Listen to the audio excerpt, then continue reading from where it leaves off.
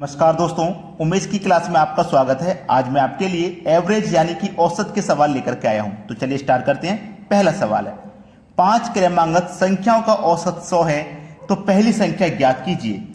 ऐसे सवाल को आप केवल 5 सेकंड में करोगे। 5 सेकंड में कैसे करोगे ये हम आपको बताएंगे, ठीक है। देखिएगा, उसने बोला है 5 क्रमांकित संख्या। 5 क्रमांकित संख्या मतलब ये पहली संख्या, ये दूसरी संख्या, ये तीसरी, ये चौथी और ये पांचवी संख्या। 5 संख्याओं के लिए आपने जगह बना ली। उसने बोला है कि औसत जो है वो 100 है। उसने बोला है औसत आपको दिया गया है 100। याद रखना मेरी एक बात, औसत बराबर 100 है।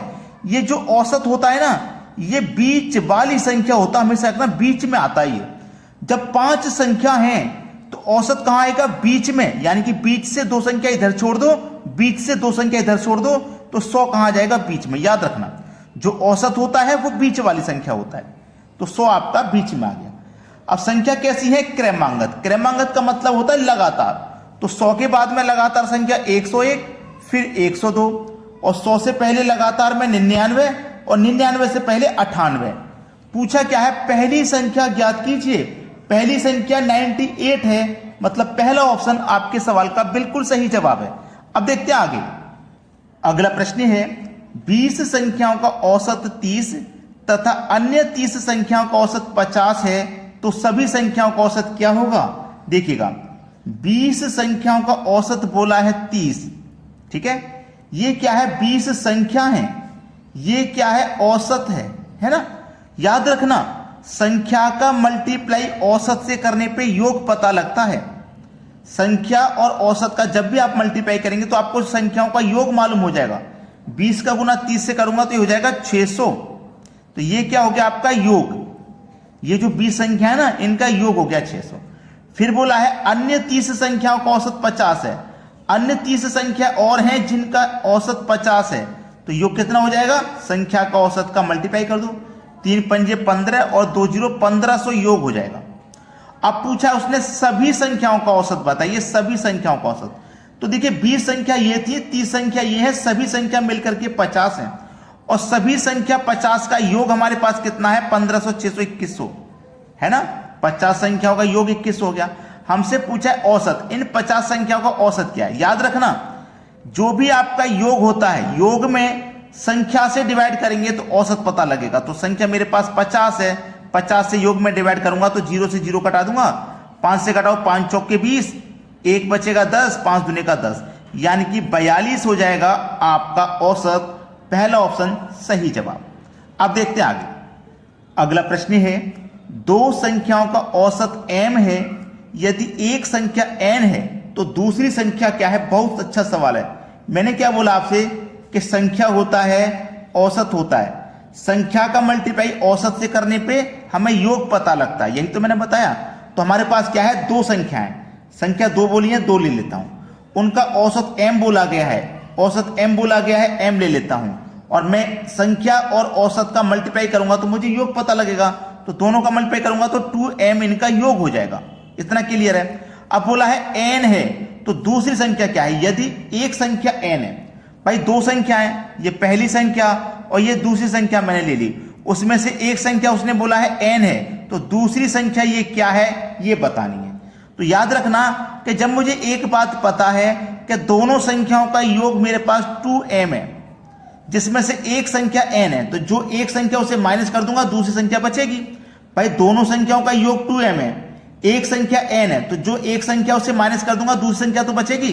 तो 2m में से माइनस कर देंगे n, बस यही हो जाएगा हमारा आंसर, पहला ऑप्शन। चलिए अब देखते हैं आगे। अगला प्रश्न है, 10 संख्याओं का औसत 30 है, यदि प्रत्येक संख्या में 5 जोड़ दिया जाए तो नया औसत कितना होगा? बहुत अच्छा सवाल है।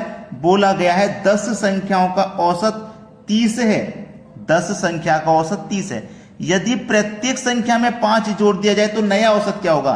कभी भी ऐसा सवाल आए, और बार बार ऐसे सवाल आते ही रहते हैं, तो आपको नया औसत बताने के लिए क्या करना है? वो प्रत्येक संख्या में 5 जोड़ने के लिए बोल रहा है ना, प्रत्येक संख्या में, तो आप क्या करेंगे? औसत में भी 5 जोड़ देंगे। औसत पहले से 30 था, इसमें भी 5 जोड़ दो, आंसर आ जाएगा 35। सवाल खत्म, कुछ नहीं करना, इतना ही काम करना है बस। जब वो प्रत्येक संख्या में 5 जोड़ने के लिए बोल रहा है तो आप औसत में भी 5 जोड़ देंगे, नया औसत पता लग जाएगा। अब देखते हैं आगे। अगला प्रश्न है 6 संख्याओं का औसत 12 है, यदि प्रत्येक संख्या में से 2 घटा दिया जाए तो नया औसत क्या होगा। एक ऐसा ही सवाल हमने देखा था इससे पहले वाला, उसमें क्या कर रहे थे, प्रत्येक संख्या में 5 जोड़ रहे थे, यहां प्रत्येक संख्या में से 2 घटा रहे हैं।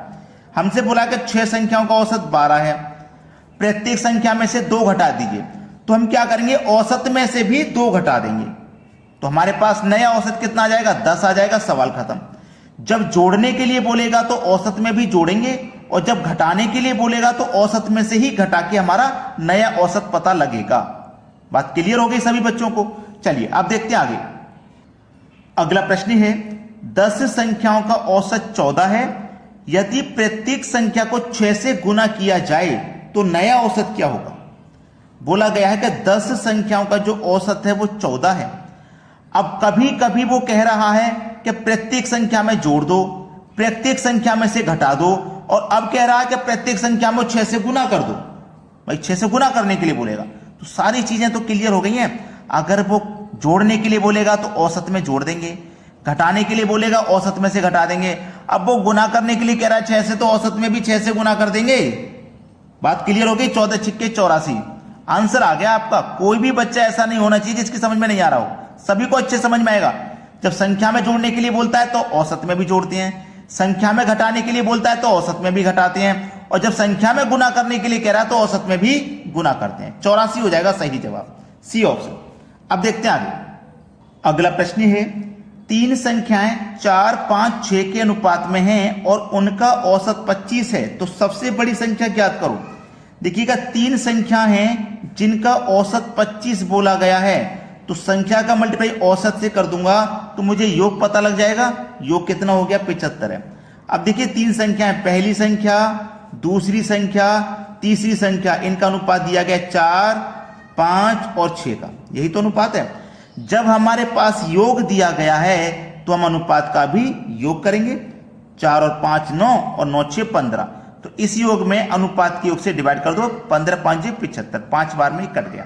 बोला है सबसे बड़ी संख्या ज्ञात कीजिए, तो जो अनुपात में बड़ा होगा वही संख्या बड़ी होगी। अनुपात में बड़ा कौन, 6, तो 5 का मल्टीप्लाई 6 से कर दो, 5 छिक्के 30, तो जो सबसे बड़ी संख्या हो जाएगी वो 30 हो जाएगी। सी ऑप्शन हो जाएगा सही जवाब। अब देखते हैं आगे। अगला प्रश्न है 5 संख्याओं का औसत 27 है, इनमें से एक संख्या निकालने पर औसत 25 हो जाता है, तो निकाली गई संख्या क्या है।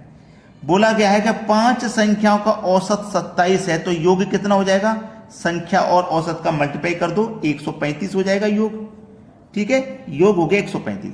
बोला है एक संख्या निकालने पर, 5 में से एक संख्या निकाल देंगे तो 4 संख्याएं बचेंगी, तो औसत 25 हो जाता है ना।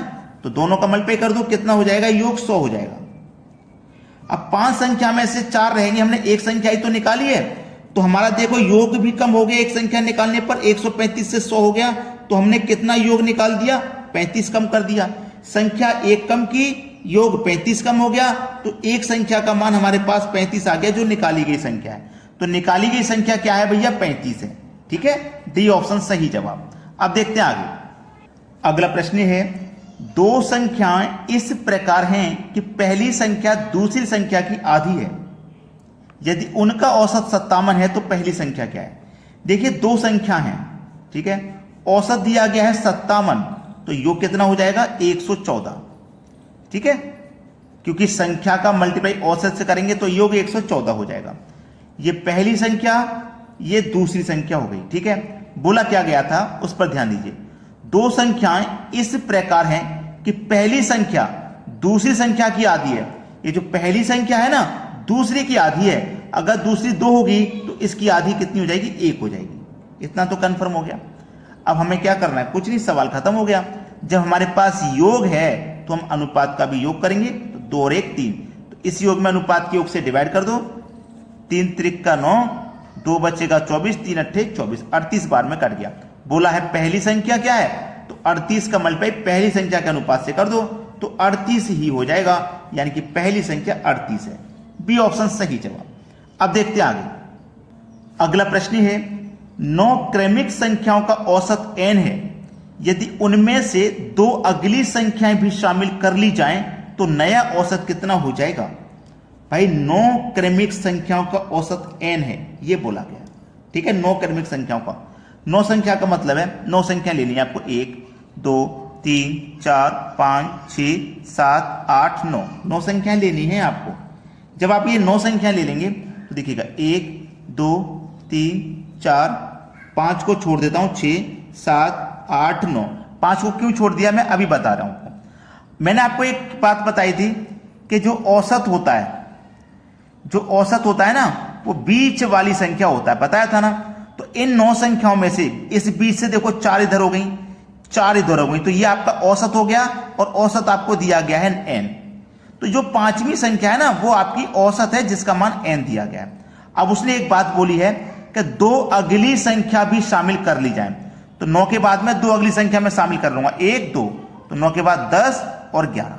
ठीक है, तो नया औसत कितना हो जाएगा? अब ये 11 संख्या है, तो 11 संख्या तो देखो 1 2 3 4 5 इधर से छोड़ दो, 1 2 3 4 5 इधर से छोड़ दो, बीच में क्या आ गया? 6 आ गया। 6 आ गया कि नहीं आ गया? तो पहले का औसत हमारा n था, यानी कि 5 था, 5 की जगह n दिया गया। अब 5 से हो गया 6, कितना बढ़ गया? 1 ही तो बढ़ गया, तो n + 1 हो जाएगा कि नहीं हो जाएगा? बस हो गया आंसर। भाई बहुत आसान सवाल है, n + 1 बिल्कुल सही जवाब है जो कि डी ऑप्शन में दिया गया। कंफ्यूजन खत्म। तो जिन बच्चों ने अभी तक वीडियो को लाइक नहीं किया, रिक्वेस्ट करूंगा लाइक कर दीजिए और शेयर कर दीजिए सभी बच्चों में। ठीक है दोस्तों, धन्यवाद।